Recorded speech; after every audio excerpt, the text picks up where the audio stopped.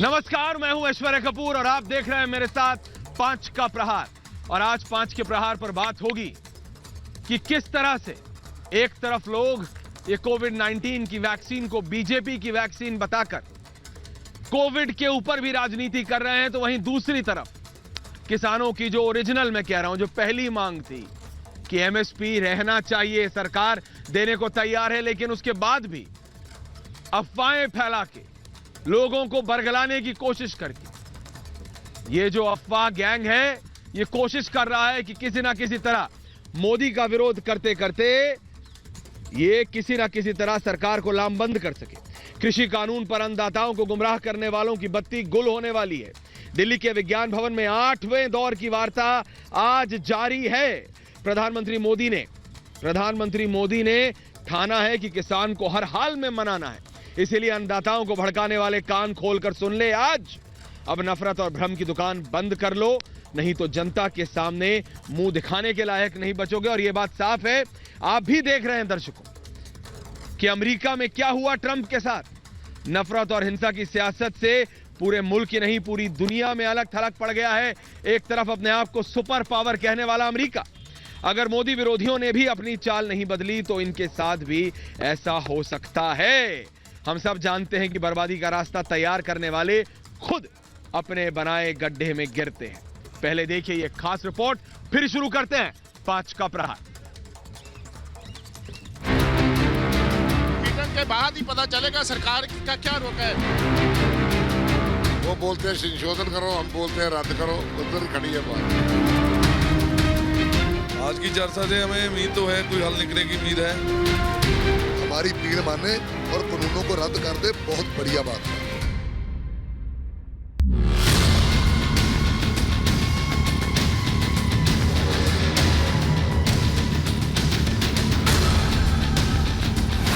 मुलाकात पर मुलाकात, संवाद पर संवाद, फिर कहां अटकी है बात। किसानों के साथ वार्ता से पहले कृषि मंत्री तोमर और रेल मंत्री पीयूष गोयल ने गृह मंत्री अमित शाह से घर जाकर महाबैठक की। घंटे भर चर्चा के बाद शाह मंत्र लेकर दोनों अन्नदाताओं के आमने सामने हैं। मोदी सरकार हर हाल में किसानों की समस्या का समाधान चाहती है। महामंथन से पहले कृषि मंत्री नरेंद्र तोमर ने साफ कर दिया कि गांठ तभी खुलेगी जब अन्नदाता भी रास्ता निकालने के लिए कुछ कदम बढ़ाएं। जब चर्चा होती है तो सभी को आगे बढ़ने का प्रयास करना पड़ता है, तभी समाधान तक पहुंचते हैं। और मुझे आशा है कि सभी लोग सकारात्मक माहौल में चर्चा करेंगे और रास्ता ढूंढेंगे। सरकार और किसानों के बीच सकारात्मक माहौल में 8वें दौर की वार्ता चल रही है। विज्ञान भवन में किसानों के साथ खुले मन से चर्चा जारी है, लेकिन किसानों के तेवर कड़े हैं। वे अपनी मांगों पर अड़े नजर आ रहे हैं। हमारा आंदोलन जारी है, आंदोलन जारी रहेगा।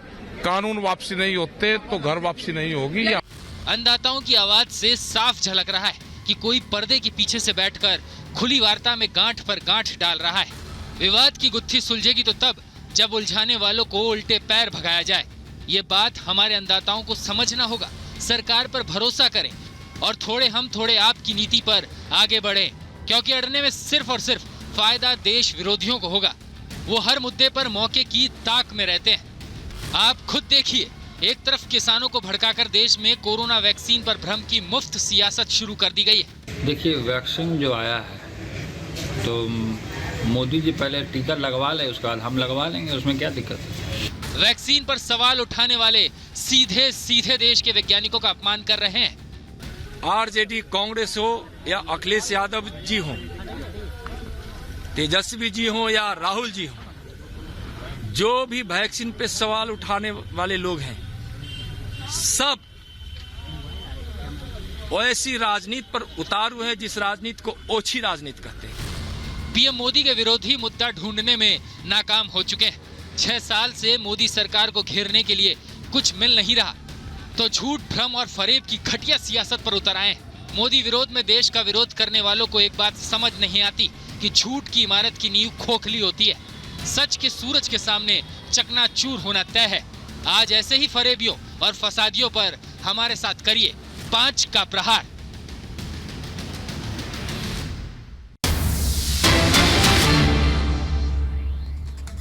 और इस समय ब्रेकिंग न्यूज आ रही है मेरे पास। 5 के प्रहार की शुरुआत में गृह मंत्री अमित शाह से मिल रहे हैं हरियाणा के मुख्यमंत्री मनोहर लाल खट्टर। इस समय जब हम 5 का प्रहार कर रहे हैं, इसी समय यहां से कुछ मिनट दूर मैं इस समय विजय चौक पे बैठा हूं, कृष्णा मेनन मार्ग पर स्थित उनके घर पर बैठक चल रही है। हरियाणा के मुख्यमंत्री मनोहर लाल खट्टर मिल रहे हैं इस समय गृह मंत्री अमित शाह से। अब से कुछ देर पहले पीयूष गोयल, नरेंद्र सिंह तोमर की बैठक हुई थी अमित शाह से, और उसके बाद इस समय हरियाणा के मुख्यमंत्री मनोहर लाल खट्टर अमित शाह से ये बैठक कर रहे हैं। बहुत महत्वपूर्ण हो जाती है बैठक, क्योंकि आज 8वें दौर की बातचीत चल रही है सरकार और किसान नेताओं के बीच, जहां किसान नेता सिर्फ एक बात की डिमांड कर रहे हैं, एक बात की अब मांग कर रहे हैं कि लॉज हटा लो, यानी कृषि लॉज, फार्म लॉज को हटा दो, निपटा दो। वहीं सरकार कह रही है कि नहीं, हम बदलाव करने को तैयार हैं। तो ये ब्रेकिंग न्यूज आ रही है मेरे साथ। इस समय मेरे साथी अमरदीप जुड़े हुए हैं राजस्थान बॉर्डर से, और श्वेता त्रिपाठी, मैं सीधा जा रहा हूं अमरदीप के पास। अमरदीप के साथ इस समय सांसद हनुमान बेनीवाल भी मौजूद हैं। अमरदीप, बात कीजिए उनसे और बताइए कि क्या कब तक करेंगे वो, ये क्यों किसानों के ऊपर राजनीति चल रही है। अमरदीप। हनुमान जी ऐश्वर्य स्टूडियो में बैठे हैं, उनका सवाल यही है, किसानों पर राजनीति कब तक होगी? देखिए, किसानों पर राजनीति, ये जो आंदोलन चल रहा है इसमें किसानों पर राजनीति मैं इसको इसलिए नहीं कह सकता क्योंकि शाहजहांपुर बॉर्डर में जहाँ पे मैं बैठा हूँ अभी 14 दिन तो कंटिन्यू हो गए, और 12 तारीख से लेके लगातार 2 कूच भी यहाँ पे हुए हमारे 12 और 26 को। और एनडीए हमने इसलिए छोड़ा कि हमारे भाई अगर तकलीफ के अंदर है, किसान तकलीफ में है, तो फिर हम अगर घर में बैठे रहेंगे तो लोग कहते हैं कि आप घर में क्यों बैठे हो, और जब सड़क पे आ जाएंगे तो कह रहे हैं किसानों पर राजनीति कर रहे हो। हमारी सीधी सी डिमांड यही थी कि एक बार रिव्यू करे सरकार, इन बिलों पे पुनर्विचार करे, इन बिलों को अबेंस में डाल दे, सस्पेंड करे, और खरीद की गारंटी का एमएसपी का कानून बनाए, क्योंकि प्रधानमंत्री जी ने खुद कहा था कि किसानों की आय दुगनी तिगनी करेंगे जब हमारी सरकार आएगी। तो किसान अपना हक और अधिकार मांग रहा, कौन सी राजनीति है किसानों की? जी, सरकार कह चुकी है कि जो अमेंडमेंट कराने हैं, जो दुरुस्तीकरण कराने हैं, वो कानून में दुरुस्तीकरण करा लीजिए, वापसी करने के कहा। तो जब सरकार ये कह रही कानून में दुरुस्तीकरण करा लो, तो सरकार जब मान रही है कि कानून ठीक नहीं है और कानून में अमेंडमेंट की आवश्यकता है, तो सरकार को बिल वापस लेने में या सस्पेंड करने में, अबेंस में डालने में क्या जोर आ रहा है मुझे बताओ। सरकार अपनों के सामने जो झुक रही है, किसान तो अपने, और जिन 6 स्टेट में आंदोलन चल रहा है, दिल्ली, उत्तर प्रदेश, हरियाणा, पंजाब, राजस्थान, और यहाँ से 120 से ज़्यादा सीटें एनडीए को, भारतीय जनता पार्टी को मिली है। और आप कह रहे हो थोड़े से किसान आंदोलन करें।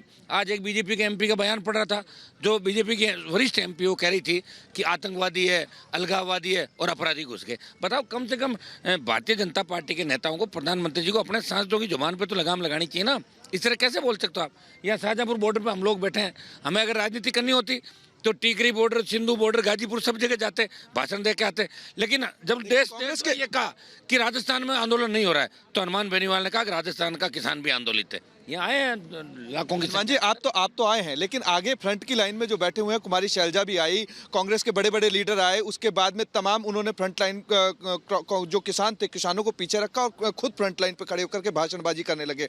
और आज आने का कपिल सिब्बल का भी था, राजस्थान हरियाणा बॉर्डर किसी कारण कैंसिल हुआ है। लेकिन जब कांग्रेस पार्टी आगे आकर के फ्रंट लीड करती है और किसानों को बैकफुट पे लेकर के जाती है, तो फिर ये सारी राजनीति नहीं हो तो क्या हुआ? देखिए, कांग्रेस ने देश का भट्टा बिठा दिया, और मैंने एनडीए छोड़ी उस दिन साफ साफ ये कहा था कि मैं एनडीए छोड़ रहा हूं, लेकिन यूपी और कांग्रेस के साथ नहीं जा रहा हूं। और एनडीए सिर्फ 3 कृषि बिलों के लिए और गारंटी, खरीद का गारंटी कानून बने, संपूर्ण स्वामीनाथन आयोग की रिपोर्ट लागू हो, हम किसान के बेटे हैं। और प्रधानमंत्री जी ने हमेशा कहा कि भाई एनडीए मेरा परिवार है, तो परिवार का एक हिस्सा नाराज है उनसे, अकाली दल नाराज है, आरएलपी नाराज है, हमारी बात सुननी चाहिए। कांग्रेस तो डूब गई, बार बार बीजेपी के नेता कांग्रेस का नाम लेके इसको जिंदा क्यों कर रहे हैं? क्यों राहुल गांधी का नाम ले रहे हैं, क्यों कांग्रेस का नाम ले रहे हैं? और जो आगे की पंक्ति में खड़े हैं, आपको तो पता है हाईवे जाम कब हुआ था? जब राष्ट्रीय लोकतांत्रिक पार्टी इस हाईवे पर आई 12 तारीख को और दोबारा 26 को, तब हाईवे जाम हुआ। उसके बाद दूसरे संगठन आए। पहली बार जब मैं आया था, एक टेंट लगा हुआ था और 8 आदमी उसमें बैठे थे उस टेंट के अंदर। मैंने देखा था हाईवे जाम कब हुआ? जब आरएलपी आई तो हाईवे जाम हुआ। और राजस्थान के जवान किसानों का राष्ट्रीय लोकतांत्रिक पार्टी पर भरोसा है। और हनुमान बेनीवाल जब 17 जिलों में ब्रेक कर रहा हूं, हनुमान बेनीवाल आपको सीधा जा रहा हूं कृषि मंत्री नरेंद्र सिंह तोमर के पास। बैठक खत्म हो गई, सीधा नरेंद्र सिंह तोमर, पीयूष गोयल को सुनाते हैं। पीयूष गोयल और नरेंद्र सिंह तोमर 8वें दौर की बैठक के बाद, 8वें दौर की बैठक के बाद नरेंद्र सिंह तोमर, पीयूष गोयल आ रहे हैं बाहर। मेरे को ऐसा बताया जा रहा है, किसी भी समय बोलना शुरू कर सकते हैं। श्वेता त्रिपाठी, श्वेता त्रिपाठी वहां मौजूद है विज्ञान भवन के बाहर। बैठक खत्म हो चुकी है श्वेता, और वहीं पर दूसरी तरफ देखिए एक बैठक खत्म हुई है, दूसरी बैठक शुरू हो गई है। दूसरी बैठक शुरू हो चुकी है अमित शाह और मनोहर लाल खट्टर के बीच। नरेंद्र सिंह तोमर किसी भी समय बोल सकते हैं। श्वेता त्रिपाठी आप विज्ञान भवन के बाहर खड़ी हैं। श्वेता त्रिपाठी।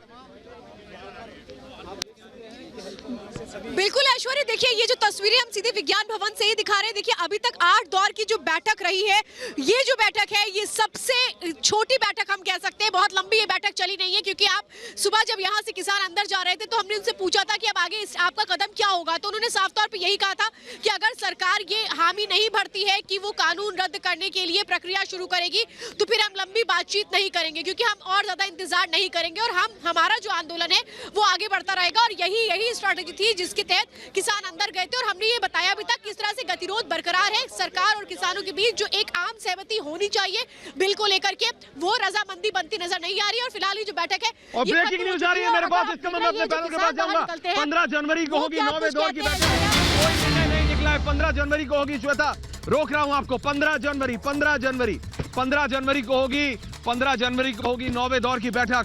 15 जनवरी, आज 8वां दौर था, 9वें दौर की बैठक 15 जनवरी को होगी सरकार और किसान नेताओं के बीच। मेरे साथ सांसद हैं उत्तर प्रदेश से सुब्रत पाठक, मेरे साथ सुमित पीर है, मेरे साथ सरदार आरपी सिंह है, मेरे साथ अब निजेश अवस्थी है, मेरे साथ ऋषि मिश्रा, संजय चड्डा, नीरज राय, सब मौजूद है। मैं सबसे पहले आपके पास आ रहा हूं सांसद महोदय सुब्रत पाठक। अभी आपने एक और सांसद को सुना, और अगर हनुमान बेनीवाल वहां अमरदीप के साथ हैं तो जरा बात अगर हो जाए। अगर अभी नरेंद्र सिंह तोमर ने बोलना नहीं शुरू किया है तो मैं जा रहा हूं सुब्रत पाठक के पास। सुब्रत पाठक जी, क्या आपको लगता है ये जो किसानों के ऊपर राजनीति हो रही है, इससे नुकसान भी किसानों का ही हो रहा है? सुब्रत पाठक जी। देखिए, बिल्कुल ठीक बात है। ये एक सरासर कोरी राजनीति हो रही है, और इस राजनीति का जो कारण है, उस राजनीति का कारण सीधा ये किसानों का समर्थन नहीं है। ये राजनीति का कारण केवल मोदी का विरोध है। और मोदी का विरोध क्यों है? मोदी का विरोध केवल विरोध के लिए मोदी का विरोध है, क्योंकि आज निश्चित रूप से आज पूरा देश देख रहा है कि जिस प्रकार से नरेंद्र मोदी जी ने 2014 में आने के बाद से इस देश में तमाम सारे योजनाएं जो है इस देश के गरीबों के लिए, इस देश के शोषित वंचितों के लिए, पिछड़े दलितों के लिए, और खासकर इस देश में किसानों के लेकर आए हैं। ये निश्चित रूप से इस देश को सही रास्ते पर जो नरेंद्र मोदी जी लेकर जा रहे हैं, और जो एक हमारा सपना, जो हमारी पार्टी, जो हमारे विचारों का जो एक सपना है, माननीय सांसद, देखिए संसद में जो जितने भी सारे सांसद हैं, मैं आपको इसलिए रोक रहा हूं किसान पाठक जी, मैं आपको बता रहा हूं पाठक जी, मैं आपको बता रहा हूं, आपसे बात कर रहे हैं हनुमान बेनीवाल, ऋषि मिश्रा, मैं रोक रहा हूं आपको। एक सांसद वैसे दूसरा सांसद, मैं बता रहा हूं सुब्रत पाठक से सीधा सवाल पूछना चाहते हैं। हनुमान बेनीवाल एनडीए छोड़ी है उन्होंने। हनुमान बेनीवाल मेरी आवाज सुन पा रहे हैं इस समय? हनुमान बेनीवाल जी, सुब्रत पाठक भी सांसद हैं, उत्तर प्रदेश से आते हैं जी। मैं जा रहा हूं, एक सवाल अगर हनुमान बेनीवाल जी सुन पा रहे हैं, लेकिन मैं अब सीधा कैलाश विजयवर्गीय जी के पास जा रहा हूं। हाँ, बोलिए हनुमान बेनीवाल जी, बोलिए अगर आप सुन पा रहे हैं तो बोलिए, फिर मैं जा रहा हूं कैलाश जी के पास। मैं ये कह रहा हूं कि सरकार को बार बार किसान संगठनों को तारीख नहीं देनी चाहिए। तीनों कृषि बिलों को अबेंस में डाले, खरीद की गारंटी का कानून लाए, संपूर्ण स्वामीनाथन आयोग की रिपोर्ट लागू करे।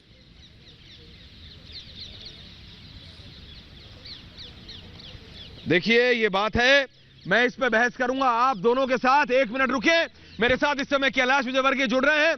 कैलाश जी, पूरे देश में उत्तर प्रदेश, पंजाब से लेकर बंगाल तक, बंगाल की मुख्यमंत्री ममता बनर्जी भी इसमें कूदी थी किसानों के ऊपर। किसान कभी राजनीति नहीं करता, भारत का किसानों के ऊपर जो राजनीति हो रही है कैलाश विजयवर्गीय जी, उससे किसानों का ही नुकसान कर रहे हैं ये राजनीतिक दल, इनको समझना पड़ेगा। कैलाश विजयवर्गीय जी। निश्चित रूप से बंगाल के किसान तो पूरी तरीके से मोदी जी के इस कृषि बिल के साथ है। आपने देखा होगा कि ममता जी ने भले ही विरोध किया, बाकी बंगाल का किसान घर से बाहर नहीं निकला, बल्कि निकला तो मोदी जी के समर्थन में निकला। मैंने खुद ने 2-3 रैलियां संबोधित की, और कल फिर नड्डा जी किसानों की रैली को संबोधित करेंगे कटाल।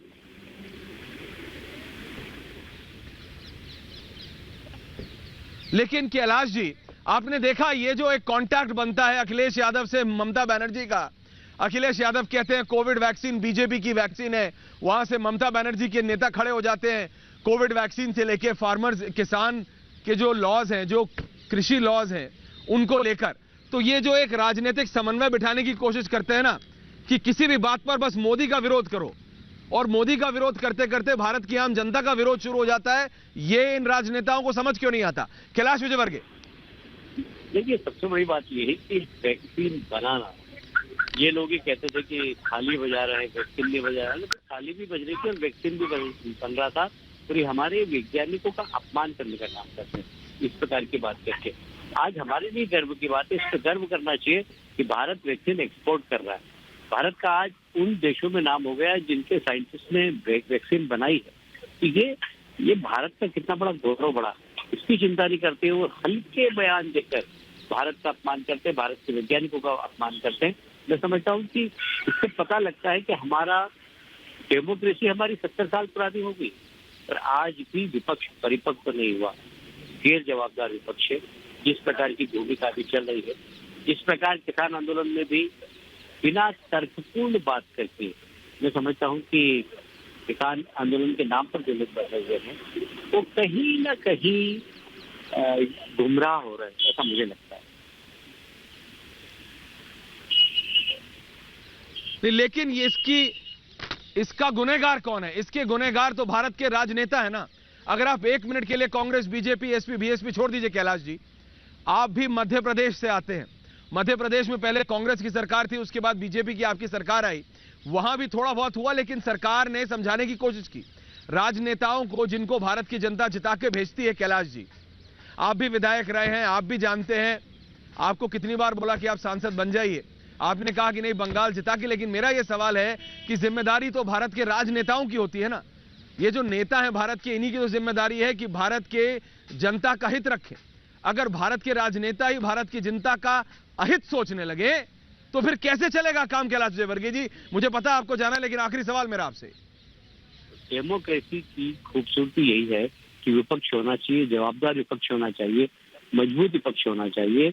इस 70 साल की डेमोक्रेसी में दुर्भाग्य की बात है, एक ऐसे दौर से हम लोग गुजर रहे हैं कि विपक्ष है पर जवाबदार नहीं, वह देश के बारे में नहीं सोचता, वो सिर्फ मोदी जी का विरोध करना है। उसके लिए कुछ भी हो, चाहे किसान आंदोलन हो, चाहे वैक्सीन हो, जो अच्छा काम करेंगे मोदी जी उसका विरोध करेंगे। ये जो विरोधी होने के कारण विरोध करना, ये कोई अच्छी बात नहीं है। देश जब अच्छा काम करे तो उसकी तारीफ करना चाहिए। मैं समझता हूँ कि बहुत नादानी भरा बयान था अखिलेश का भी और बाकी विपक्ष के लोगों का भी, जिन्होंने वैक्सीन के लिए बयान दिया। आज वैक्सीन के कारण हो या कृषि बिल के कारण, कृषि बिल के कारण किसानों का हित हो रहा है। ये आंदोलन करने वाले क्यों नहीं समझ रहे हैं और राजनीतिक दल उनको क्यों गुमराह कर रहे हैं, मेरे समझ में नहीं आ रहा कि देश हित में नहीं। देश हित सबसे पहले है ईश्वर जी। और मैं समझता हूँ कि मोदी जी ने एक ही बात कही थी, जब प्रधानमंत्री जब वो एनडीए के नेता चुने गए थे सेंट्रल हॉल में, उन्होंने एक ही बात कही थी कि मेरे लिए देश पहले है, दल बाद में है। दुर्भाग्य से विपक्षी लोग दल को पहले आगे करते हैं, देश की चिंता नहीं करते हैं। ये 70 साल की डेमोक्रेसी का दुर्भाग्य है, इतना ही कह सकता हूँ सर। तो ये थे कैलाश विजयवर्गीय, वरिष्ठ नेता हैं भारतीय जनता पार्टी के, बंगाल से सीधा जुड़ रहे थे, कह रहे थे देश पहले रखो। और आज दुर्भाग्य यह है कि विपक्ष है लेकिन जवाब दे नहीं। बहुत बहुत धन्यवाद कैलाश विजयवर्गीय जी, आपका 5 के प्रहार पर बहुत बहुत धन्यवाद आपका।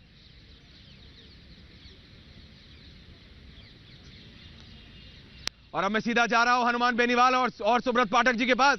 हनुमान बेनीवाल और सुब्रत पाठक। हनुमान बेनीवाल कह रहे हैं सुब्रत पाठक जी कि अगर आप बदलाव कर सकते हैं तो इसका मतलब आपको लॉज में गड़बड़ी मालूम है, गौ लॉज हटा दीजिए, फार्म लॉज को वापस ले लीजिए।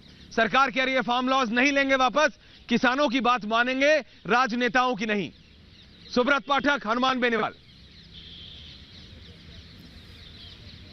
देखिए, जब हनुमान जी तो संसद में ही हैं, हमारे संसद के साथी हैं, और जब इस बिल के ऊपर चर्चा हो रही थी, मैं समझता हूं कि हनुमान जी को तो सारे बिलों के ऊपर बोलने का इनको समय भी मिलता है, ये काफ़ी बोलते भी हैं संसद में। ये संसद में खड़े होकर उस समय पर क्यों नहीं बोल रहे थे, इसमें क्या खामियां हैं? और दूसरी बात, रही बात एमएसपी की, तो एमएसपी के लिए तो सरकार लिख के देने के भी तैयार है कि हम एमएसपी को नहीं हटा रहे हैं। और सबसे बड़ी बात है कि इस बिल को आने के बाद में इस देश में जो किसानों के पैरों में जो बेड़ियां पड़ी हुई थी कि इस देश का व्यापारी अपने उत्पाद को कहीं भी दुनिया में बेच सकता है, लेकिन किसान अपनी फसल को अपनी मंडी के बाहर, अपने ज़िले के बाहर नहीं बेच सकता है, तो उस समय के ऊपर इनको बोलना चाहिए था। इन्होंने क्यों नहीं बोला?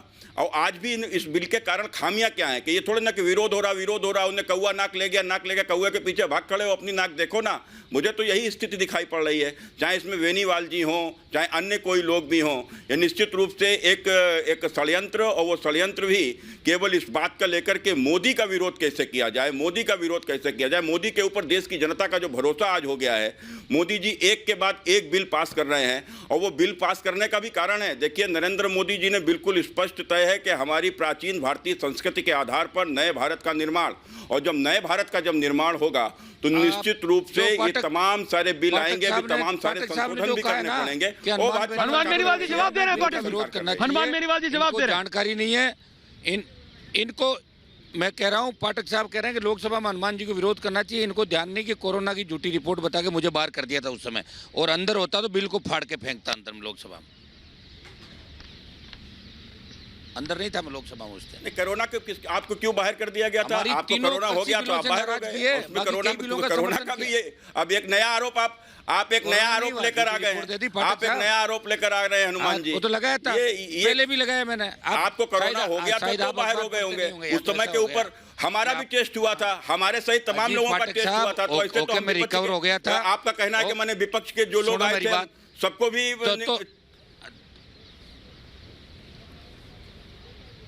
पाठक साहब नहीं हनुमान जी, ये बात आपकी मानने योग्य नहीं है कि आपको कोरोना मुझे जयपुर एक मिनट मैं आप दोनों को रोक रहा हूं। किसान नेताओं की बात जा रही है, किसान नेताओं सरकार से बात करने के बाद बाहर आए Pathak ji. Hanuman ji again they propose the meeting of the date, so our organization will meet on 11 and then we will discuss it, then we will come, but we are not accepting the court proposal.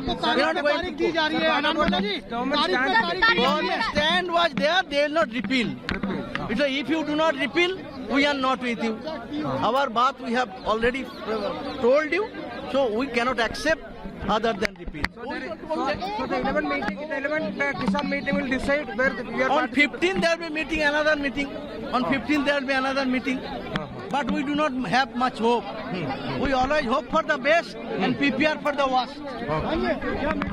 So what was the heated argument? ਕੋਈ ਦਲੀਲ ਹੈ, ਦਲੀਲਾਂ ਦਿੱਤੀਆਂ ਨੇ ਆਪਾਂ ਨੇ, ਵੀ appeal ਨਹੀਂ ਕਿਉਂ ਨਹੀਂ ਕੀਤੇ ਜਿਸ ਦੇਸ਼ ਦੇ ਲੋਕ ਮੰਨਦੇ ਨੇ। ਉਹ ਕਹਿੰਦੇ ਵੀ ਕੋਰਟ ਦਾ ਰਾਹ ਕਰ ਲਓ, ਕੋਰਟ ਦੇ ਵਿੱਚ ਦੀ ਆ ਜਾਓ, ਕੋਰਟ 11 ਤਰੀਕ ਨੂੰ। ਆਪਾਂ ਕੋर्ट ਦੇ ਵਿੱਚ कोई नहीं, ਆਪਾਂ नहीं कोई। अच्छा, सरकार ने आप लोगों को कोर्ट में भी आने के लिए नहीं, सरकार ने कहा भी 11 तरीक को कोर्ट में है, पता नहीं कोर्ट में क्या है, हम नहीं कोर्ट के बीच में गए। कौन गया कोर्ट में, उसका काम होगा, हमारा कोर्ट का काम नहीं है। हमारी तो लोगों की चुनी हुई सरकार है, इसी से हम जो फैसला करेंगे इससे करवाएंगे। सारा दिन फिर ਜਿਹੜਾ 2-3 ਘੰਟੇ ਕੀ ਨਿਬੜਿਆ, ਉਹਦੇ ਵਿੱਚ ਕੀ ਹੋਇਆ? कुछ भी नहीं निबड़िया, चुप करके बह गए। सरकार ने कोई जवाब नहीं दिया, चुप करके बह के मुड़े। ਅੱਜ ਸਾਰਾ ਉਹ ਜਿਹੜਾ ਬਾਬਾ ਲੱਖਾ ਸਿੰਘ ਵਿੱਚ ਵਾੜਿਆ ਉਹ ਵੀ ਸੀਗਾ ਅੱਜ? बाबा बुबा कोई नहीं सोते। ਕੋਈ ਪ੍ਰਪੋਜ਼ਲ ਦਿਆ ਸਰਕਾਰ ਨੇ? प्रपोजल भी कोई नहीं दिता। ਅੱਜ ਤਾਂ ਜਿਹੜੀ ਸਰਕਾਰ ਹੈ ਕਹਿ ਰਹੀ ਹੈ, ਪਹਿਲਾਂ ਬਿਆਨ ਹੀ ਮੈਂ ਤੁਹਾਨੂੰ ਸਵੇਰੇ ਦੱਸ ਕੇ ਗਿਆ। ਸਰਕਾਰ ਦਾ ਬਿਆਨ ਸੀ ਵੀ 3 ਕਾਨੂੰਨਾਂ ਦੇ ਨੂੰ ਤੇ ਰੱਦ ਨਹੀਂ, ਉਹ ਤੇ ਕੋਈ ਗੱਲ ਨਹੀਂ ਹੋਣੀ। ਜੇ ਕੋਈ ਪ੍ਰਪੋਜ਼ਲ ਆ ਸੰਸ਼ੋਧਨ ਕਰਨਾ ਹੈ, ਉਹਦੀ ਅਮੈਂਡਮੈਂਟ ਕਰਨੀ ਹੈ ਤਾਂ ਗੱਲ ਕਰ ਲਓ। ਉਹ ਦੁਬਾਰਾ ਉਹੀ ਗੱਲਾਂ ਕਹਿ ਰਹੇ ਨੇ, ਉੱਥੇ ਖੜੇ ਨੇ, ਸਰਕਾਰ ਅਜੇ ਹਿੱਲੀ ਨਹੀਂ ਹੈ। ਅੱਜ ਮੀਟਿੰਗ ਦੇ ਵਿੱਚ ਕੌਣ ਸ਼ਾਮਲ ਸੀ? ਉਹੀ ਜਿਹੜੇ ਪਹਿਲਾਂ ਹੁੰਦੇ ਨੇ, ਉਹੀ ਸਾਰੇ ਸੀ।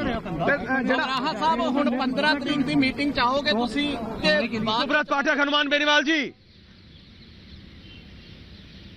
सुन रहे हैं आप? सुब्रत पाठक, हनुमान बेनीवाल जी, किसान कह रहे हैं कि 11 तारीख को मिलेंगे, उसके बाद निर्णय लिया जाएगा। सुब्रत पाठक जी की 15 तारीख को जाएगी ना? हनुमान बेनीवाल जी, सरकार किसानों की बात मानने को तैयार है, एमएसपी की बात मानने को तैयार है, मंडी सिस्टम पर लिखित देने को तैयार है, तो फिर ये राजनीति क्यों?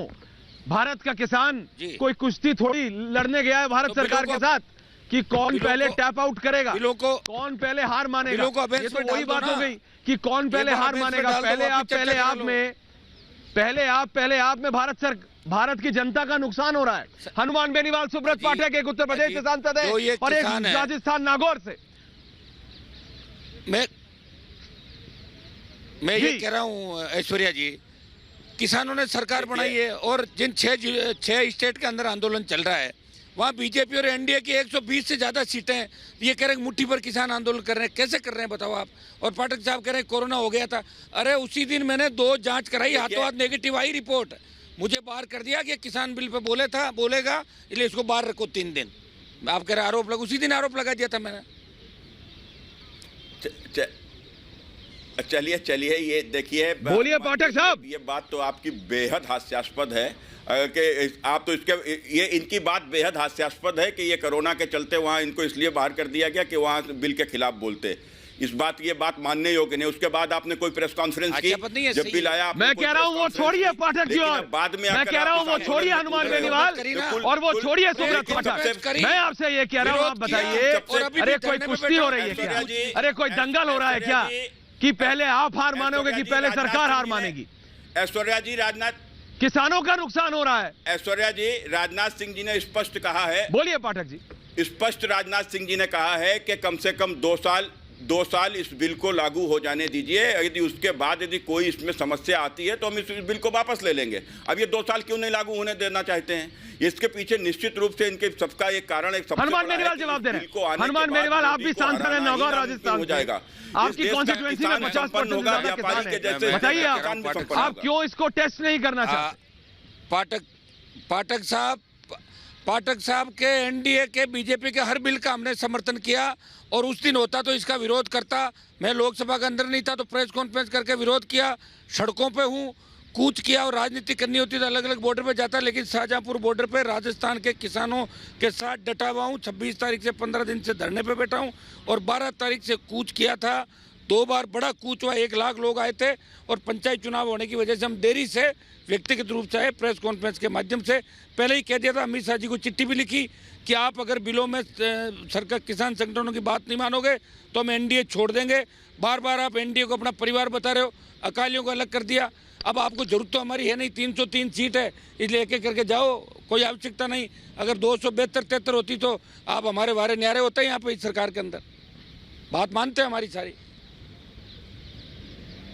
पाठक जी देखिए, पाठक जी, हनुमान सुन रहे हैं ना? सब मेरे को दिक्कत इसी से है जी। हाँ, हम बिल्कुल सुन रहे हैं ऐश्वर्या जी। देखिए, सबसे बड़ी बात है, भारत एक लोकतांत्रिक देश है, देश की जनता यहाँ जी, हनुमान बेनीवाल जी, एक सवाल में आप दोनों से और ले रहा हूं। एक मिनट पाठक जी, 1 मिनट। किसानों की पहली डिमांड थी पाठक जी, सरकार को भी कहीं ना कहीं तो ये बात समझनी पड़ेगी ना। 2 महीने तक ये किसान भाई हरियाणा पंजाब के बॉर्डर पर यानी चंडीगढ़ में प्रोटेस्ट कर रहे थे, विरोध कर रहे थे।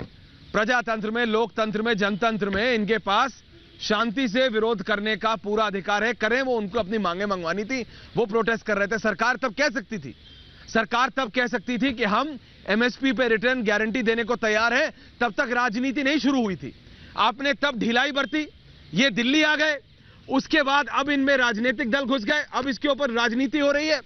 तो अब जब सरकार ने कह दिया कि हम एमएसपी देने को तैयार हैं, सरकार ने कह दिया कि हम मंडी सिस्टम लागू करने को तैयार हैं, सरकार ने यह भी कह दिया कि कोई और बदलाव है वो भी दे दीजिए, हम वो भी ले आएंगे, तो अब वो नहीं मान रहे।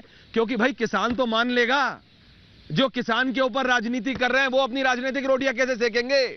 सुब्रत पाठक जी, असली दिक्कत वो है जो राजनीतिक रोटियां सेक रही हैं। नहीं, बिल्कुल हम इस बात को स्वीकार कर रहे हैं कि ये राजनीतिक रोटियां ही सेकी जा रही हैं। और सरकार पहले दिन से ही कह रही थी कि एमएसपी वापस नहीं होगी, और एमएसपी के लिए लिख के भी सरकार देने को तैयार है, लेकिन उसके बावजूद भी विरोध हो रहा है। तो यदि विरोध हो रहा है तो हम तो एक बात सीधे कहते हैं कि लोकतांत्रिक देश है, देश की जनता सरकार चुनती है। यदि इस बिल में कुछ गलत होगा तो उसका परिणाम भाजपा को आगे 2024 के चुनाव में भोगना होगा। लेकिन अब जो भी आप इंतजार करिए। अब ये कौन सा तरीका हुआ कि नरेंद्र मोदी की सरकार कोई भी बिल लेकर आती है उसका विरोध होता है। 377 लाए, आपने उसका विरोध किया। हम 3 तलाक आया, उसका विरोध किया। राम मंदिर निर्माण का विरोध हुआ, और उसके बाद सीए का कानून आया, फिर उसका विरोध हुआ। तो अगर विरोध के लिए विरोध होगा, तो विरोध के लिए अगर विरोध सड़कों के ऊपर होगा तो फिर बिल के समर्थन में भी लोग सड़कों के ऊपर आएंगे। उस समय पर स्थिति क्या होगी? तो आखिर क्या देश में टकराव कराना चाहते हैं? अरे भाई, देश को लोकतंत्र है। आप चुनाव में आइए, यदि बिल में कुछ गलत है आप जनता को बताइए। जनता बिल का कुछ गलत होगी तो मोदी के खिलाफ हो जाएगी, वोट मोदी के खिलाफ करेगी, मोदी की सरकार नहीं बनेगी। लेकिन वो समस्या ये नहीं है। समस्या केवल क्या है? समस्या इस देश में खासकर वामपंथियों को समस्या ये है कि नरेंद्र मोदी का जो वैचारिक एजेंडा है, जो भारतीय जनता पार्टी का एजेंडा है, वो धीरे धीरे देश के भीतर लागू हो रहा है। अब वो सब अगर लागू हो रहा है तो आने वाले समय पर और भी तमाम सारे बिल आएंगे, और भी तमाम सारे बिल आएंगे और भी तमाम लोगों को बड़ी दिक्कत पैदा होने वाली है। तो निश्चित रूप से इस देश में जिस प्रकार से सीएए के कानून का विरोध क्यों हो रहा था, जबकि सीएए में तो जो भी था अफगानिस्तान, पाकिस्तान, बांग्लादेश से वो जो बेचारे अल्पसंख्यक जो यहाँ के ऊपर हिंदुस्तान में शरण लेने आए थे उनका भी विरोध होने लगा। इसलिए होने लगा क्योंकि वहाँ के ऊपर इस्लाम के उन्होंने स्वीकार नहीं किया और यहाँ के ऊपर इस्लाम वाले उनको रहने नहीं देना चाहते। तो ये इन सब चीज़ों के लिए विरोध होगा कि नरेंद्र मोदी प्रधानमंत्री बनने के बाद में पशुपतिनाथ मंदिर जाकर वहाँ पर रुद्राभिषेक करेंगे, नरेंद्र मोदी प्रधानमंत्री बनने के बाद में जाकर गंगा जी की आरती करेंगे, नरेंद्र मोदी नौ दुर्गा के व्रत लौंग खाकर रहेंगे। तो इन सब चीज़ों के ऊपर नरेंद्र मोदी का विरोध होगा। तो ये चीज़ ठीक नहीं है और विरोध का कारण ही सिर्फ यही है। मैं ये कह रहा हूँ हनुमान बेनीवाल जी, आखिरी 30 सेकंड, फिर आपको जाना है, मुझे पता है। 70 हो चाहे सीए का कानून हो, चाहे एक मिनट पाठक साहब ने जो बताए कि हमारे हर बिल का विरोध करें, मैंने तो हर बिल का समर्थन किया था। बीजेपी का एनडीए में हूँ मैं सिर्फ तीनों कृषि बिलों से नाराज हूँ। तीनों कृषि बिल किसान विरोधी है। मोदी जी को मैं वामपंथियों की बात नहीं कर रहा हूँ, मेरा झंडा, मैं वामपंथियों के साथ नहीं हूँ। पाठक साहब, आपको सही जानकारी नहीं है, षड्यंत्र में कहीं ना कहीं आपको जानकारी नहीं, मैं वामपंथियों के साथ नहीं हूँ, मेरी खुद की पार्टी है। कहीं ना कहीं नहीं, मैं कतई नहीं हूँ। आप तो वही भाषा बोल, क्या कारण रहा होगा हमें नहीं मालूम, लेकिन 15 तारीख है। सरकार को अल्टीमेटम आपने क्या दिया है? नहीं, हमें क्या अल्टीमेटम देना।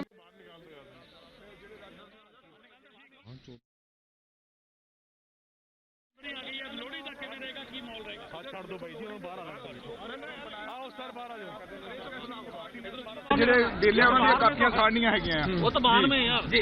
ਉਹ ਅੱਜ ਜੋ ਕਿਹਾ ਗਿਆ ਸੀ ਨਰਿੰਦਰ ਤੋਮਰ ਵੱਲੋਂ ਸਟਾਰਟਿੰਗ ਵਿੱਚ ਕਿਹਾ ਗਿਆ ਸੀ ਦੇਸ਼ ਦੀਆਂ तमाम ਜਥੇਬੰਦੀਆਂ ਸਾਡੇ ਨਾਲ ਨੇ, ਤਾਂ ਉਹ ਤਰਕ ਕਿਵੇਂ ਸਮਝਦੇ ਹੋ? की बाइट आई थी, किसान नेता कह रहे हैं कि 11 तारीख को वो आपस में बैठक करेंगे। हनुमान बेनीवाल जी, मेरा आपसे सवाल है, किसान नेता कह रहे हैं कि वो 11 तारीख को आपस में बैठक करेंगे, उसके बाद निर्णय लेंगे कि 15 तारीख को सरकार से मिलना है कि नहीं। आप मुझे बताइए हनुमान बेनीवाल जी, आप भी सांसद हैं, आपको भी जनता चुन के भेजती है, आप नागौर राजस्थान से आते हैं, 50-55% मुझे बताया गया है। हनुमान बेनीवाल जी, मेरा सवाल सुन लीजिए, अगर मैं गलत हूं तो आपकी कॉन्स्टिट्यूएंसी में भी 50-55% किसान है। अरे ये कोई दंगल थोड़ी हो रहा है। किसानों की बात अगर जायज है, किसानों के लिए कोई दिक्कत है तो वो मनवाइए हमारे, लेकिन एक तरीका तो होता है, संवाद करेंगे, संवाद से समाधान निकलेगा। मेरी आपने कह दिया हटाओ, आपने कह दिया राजस्थान में 75% किसान हटाओ, मेरी ऐसे कैसे चलेगा? मेरी मैं फिर डिमांड करता हूं कि सरकार को किसानों की बात माननी चाहिए। किसानों ने मोदी जी को प्रधानमंत्री बनाया, 2 बार अटल जी को भी बनाया, और किसानों की बद्दुआ नहीं ले, इनको नाराज नहीं करें। और हम कोई वामपंथियों के साथ नहीं है, हम कांग्रेस के साथ नहीं, हमारी खुद की पार्टी है। और राजस्थान के अंदर हम विरोध कर रहे हैं इस बात का, बॉर्डर पे, राजस्थान के बॉर्डर पे बैठे हैं। सुब्रत पाठक जी, सुब्रत पाठक जी, क्या जवाब देंगे आप? कन्नौज से सांसद हैं आप? Yes sir. नहीं, देखिए हम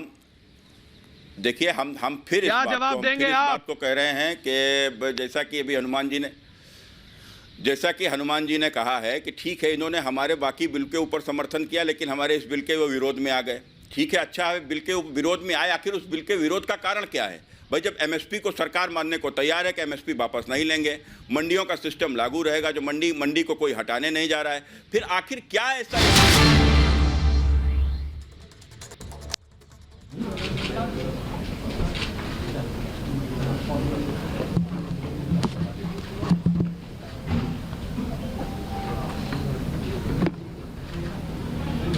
शुरू करें? आज भारत सरकार की किसान यूनियन के साथ वार्ता 2 बजे प्रारंभ हुई। वार्ता में तीनों कानूनों से संबंधित ही चर्चा होती रही, लेकिन कोई निर्णय आज नहीं हो सका। सरकार का लगातार यह आग्रह रहा कि रिपील के अतिरिक्त कोई और विकल्प अगर यूनियन दे तो सरकार उस पर विचार करेगी, लेकिन बहुत देर तक चर्चा के बाद भी कोई विकल्प आज प्रस्तुत नहीं किए जा सके और इसलिए आज चर्चा का दौर यहीं स्थगित हुआ और यूनियन और सरकार दोनों ने मिलकर ये तय किया है कि 15 जनवरी को पुनः दोपहर 12 बजे वार्ता के लिए इकट्ठा होंगे। वो लोग भी अपने यहाँ बात करेंगे, हम लोग भी अपने यहाँ बात करेंगे और मुझे आशा है कि 15 तारीख की जो बैठक होगी उसमें कोई समाधान ढूंढने में हम लोग सफल होंगे। सर, क्या 15 तारीख को जब आएंगे तो फिर किसानों ने ये आश्वासन दिया कि कोई नए विकल्प लेकर आएंगे, कैसे तो जो आप कह रहे हैं? स्वाभाविक रूप से अंदर जब चर्चा होती है तो बहुत सारी बातें होती हैं और उन सब बातों को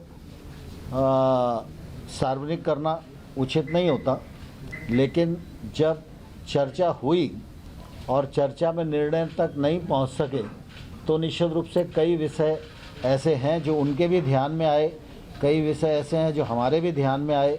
तो इसलिए जब अगली चर्चा होगी तो अगली चर्चा में वो सब बातचीत करके ही दोनों पक्ष बैठेंगे। जैसे कुछ किसान नेता कह रहे हैं कि ये राज्यों पर छोड़ दिया जाना चाहिए कि वो कानून बनाए कृषि को लेकर और केंद्र सरकार अपने कानून रद्द कर दे, क्या इस तरह का कोई ऑप्शन है? नहीं ब्रह्मा जी, आप कह रहे हो, लेकिन बैठक में किसी भी किसान नेता ने इस प्रकार का प्रस्ताव नहीं दिया। सरकार ने बार बार यह कहा है और अनुरोध किया है कि वो कुछ वैकल्पिक प्रस्ताव देंगे तो सरकार उन पर जरूर विचार करेगी। तो सर, ये विचार करने वाला प्रस्ताव है क्या? अगर ये ऐसा विचार वो किसान यूनियन की तरफ से आना चाहिए ना प्रशांत जी, मेरे और आपके प्रस्ताव से कुछ होने वाला नहीं है। सरकार संत गुरु बाबा लखा सिंह को अप्रोच कर रही, क्या अभी भी लगता है कि ये जो केवल सिखों का? देखिए, हमने सीधा अप्रोच किसी को नहीं किया।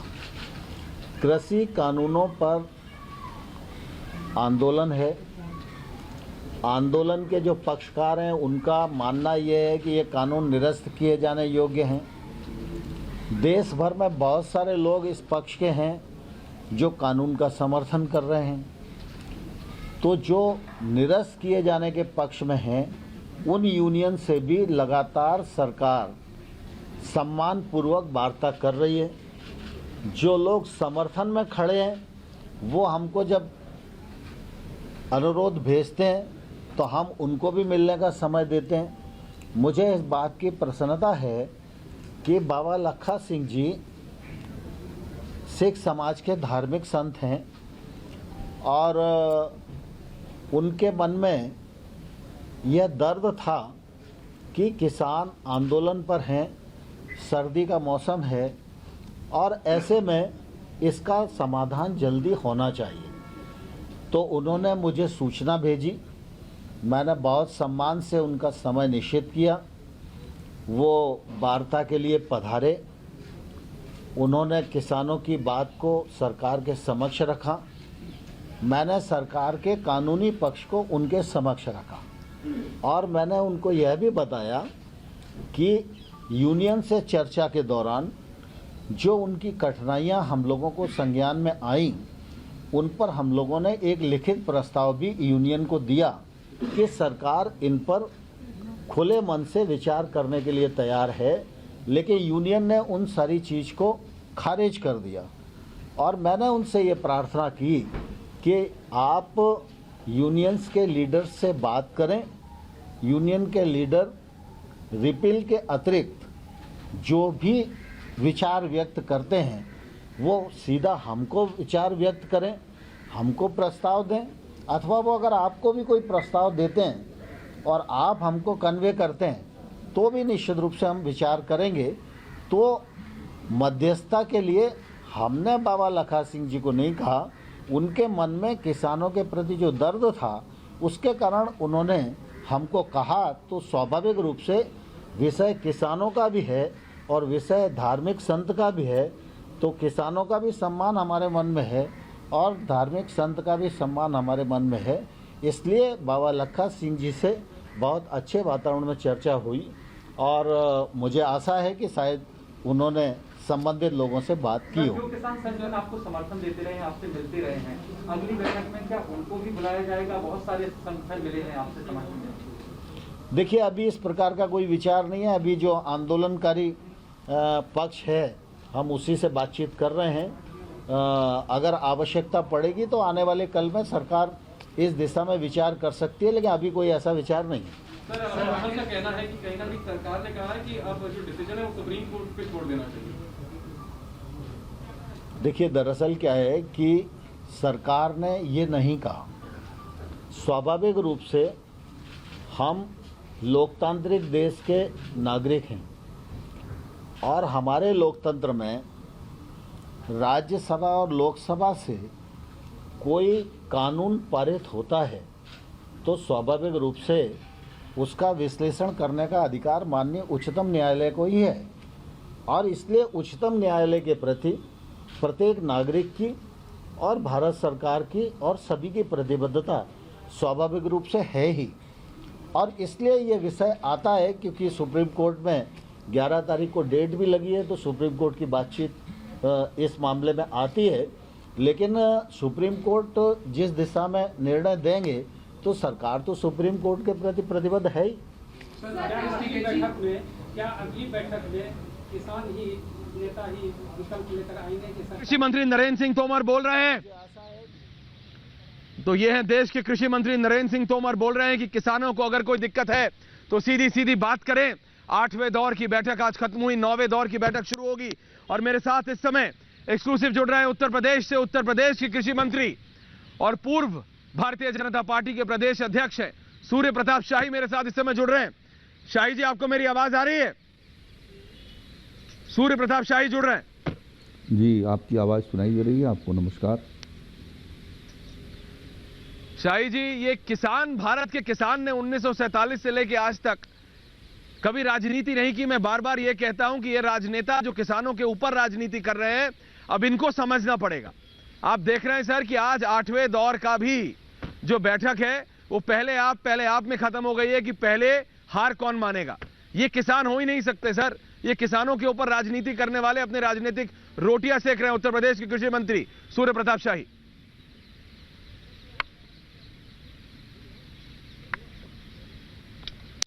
देखिए, भारत सरकार तो बहुत ही सहजता के साथ अपना संवाद बना रही है और बातचीत भी कर रही है। अभी हम लोगों ने भारत सरकार के कृषि मंत्री आदरणीय नरेंद्र सिंह तोमर जी के विचारों को सुना है और जिसमें आपने अभी कहा कि 8वें चक्र तक की वार्ता हुई है, तो सरकार तो हर तरीके से उनसे बातचीत करने के लिए तैयार है। लेकिन जहाँ तक जिद सवाल है कि वो कानून को पहले समाप्त कर दो, तीनों कानूनों को आप समाप्त करो, तो यह तो एक सशर्त जिद है जिसका कोई रास्ता मुझे लगता है कि इस तरीके से कोई जिद करना ये लोकतंत्र में उपयुक्त नहीं है। उन्होंने बार बार इस बात को दोहराया है कि यदि किसी धाराओं से कठिनाई है या उनके लगता है कि इस व्यवस्था से कोई कठिनाई होगी तो सरकार उसको सुनने के लिए भी तैयार है और समाधान निकालने के लिए भी तैयार है। तो उन्हें तो उसके समाधान के दृष्टि से अपने सुझाव देना चाहिए। और यही मैं किसान नेताओं से कहना भी चाहूँगा कि लोकतंत्र के भीतर जिद नहीं चलती, न जो है वो मनमाना चलता है। इसके भीतर एक व्यवस्था है और जैसा भी कहा तोमर साहब ने कि हमारे देश के भीतर 3 व्यवस्थाएं हैं, एक विधायिका की और दूसरी न्यायपालिका की, तीसरी कार्यपालिका की। विधायिका जो कानून बनाती है विचार विमर्श करने के बाद सूर्य प्रताप शाही जी के भीतर जब किसानों के ऊपर राजनीति होगी, किसानों की एक डिमांड थी, सरकार को भी ये बात तो माननी पड़ेगी कि जब 2 महीने तक किसान पंजाब हरियाणा बॉर्डर चंडीगढ़ पर बैठ के प्रोटेस्ट कर रहे थे, विरोध कर रहे थे शांतिपूर्ण और कह रहे थे कि एमएसपी पर हमें एक आश्वासन दे दीजिए, तब नहीं दिया गया शाही जी। और आज जब अब वहां किसानों की मांग में राजनीति आ गई, अब वहां राजनीति खेली जा रही है। कई राजनेताओं को यह समझ आ गया है कि ये सही समय है, ये सही एक ऐसा विषय है जिसके ऊपर राजनीतिक रोटियां सेकी जा सकती हैं, तो सेको, तंग करो सरकार को। सिर्फ ये हो रहा है, राजनीतिक रोटियां सेकी जा रही है। जब ये ऑर्डिनेंस जारी हुआ था तो उस समय तो कहीं पर भी नहीं विरोध हुआ था और 2011 में मनमोहन सिंह जी की सरकार ने खुद एक कमेटी बनाई थी भूपेंद्र सिंह हुड्डा जी की अध्यक्षता में कि जिसके भीतर ये किसानों की मार्केटिंग की व्यवस्था को सुधार हो सके और उनको खुला बाजार दिया जा सके। तो उस समय तो किसी ने, जो आज विरोध करने वाले लोग उसमें शामिल हैं, कांग्रेस के लोग भी हैं, उन्होंने तो कभी इस बात का जो है, उन्होंने जो जिस बात को कहा आज उससे वो पलट रहे हैं। जब शरद पवार जी हमारे देश के कृषि मंत्री थे तो उन्होंने भी राज्य सरकारों को पत्र लिखा था कि आपको ये मंडी सुधार करना होगा, एपीएमसी के अतिरिक्त भी किसान को प्लेटफॉर्म देना होगा, और साथ साथ में संविदा के खेती के बारे में भी चर्चा किया था। तो जब यह चीज़ें 2-2.5 दशकों से लगातार चल रही थीं, अनेक कमेटियों के सुझाव थे, उस सुझाव के अनुरूप भारत सरकार ने निर्णय लेकर के और किसानों के हित के लिए ये तीनों कानूनों के भीतर संशोधन भी किए और नई व्यवस्था भी करी, तो उसमें कहाँ से कोई आपत्ति हो सकती है। प्रधानमंत्री जी के बार बार इस बात को दोहराए जाने के बाद बिल्कुल, तो ये थे सूर्य प्रताप शाही, उत्तर प्रदेश के कृषि मंत्री, रिपब्लिक भारत पर बात कर रहे थे। शाही जी बहुत बहुत धन्यवाद आपका।